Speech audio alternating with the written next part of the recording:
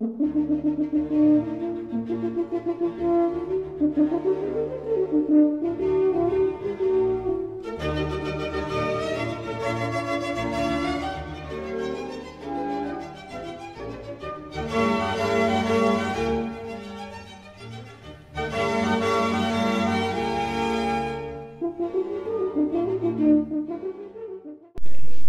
short, he was given the mandate to create an educational revolution.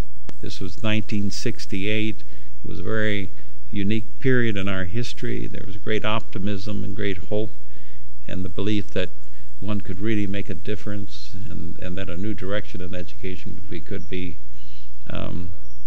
pursued. And I couldn't miss out on being a part of that process. So I found myself back in school, and after pursuing a doctorate, I was invited by the university to stay on as a faculty member.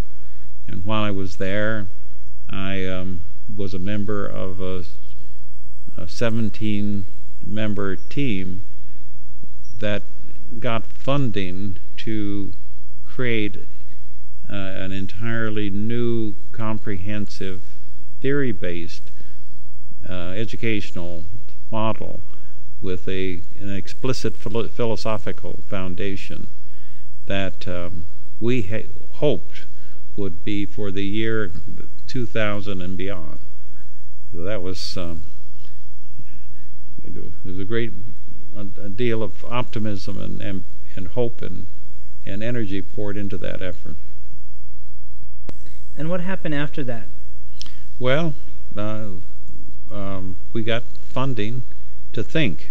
Now, that was considered unique in that time. It still is unique in education.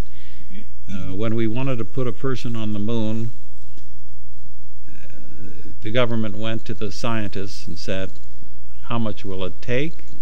And we said millions and millions and millions of dollars. And they said, how long will it take? They said at least 20 years. That was not the history of educational funding. First of all, the funds available for implementing innovations in education are rather slim and politically motivated. And so they are designed to get educators to promise to create something extraordinary within a year's time, which is totally unreasonable and unrealistic. And so what happens in most of those efforts is having to become operational in too short a period of time, and then dealing with the crises that are caused because not enough planning time was allowed. There's another problem, and that is that not until recently have we seen any real systematic infusion of scientific research. Research that has to do with how the brain functions, research that has to do with creating a theory of curriculum, a theory of pedagogy or teaching, a theory of evaluation, all of which were coherent and consistent and integrated into one entire system. In short, teachers, educators in general are not paid to think. They're paid to do and to become operational overnight. Head Start is a good example of that. The funding took place, and within a very short period of time, educators were supposed to start preschool programs that are designed to especially help youngsters who come from limited environments, educationally speaking.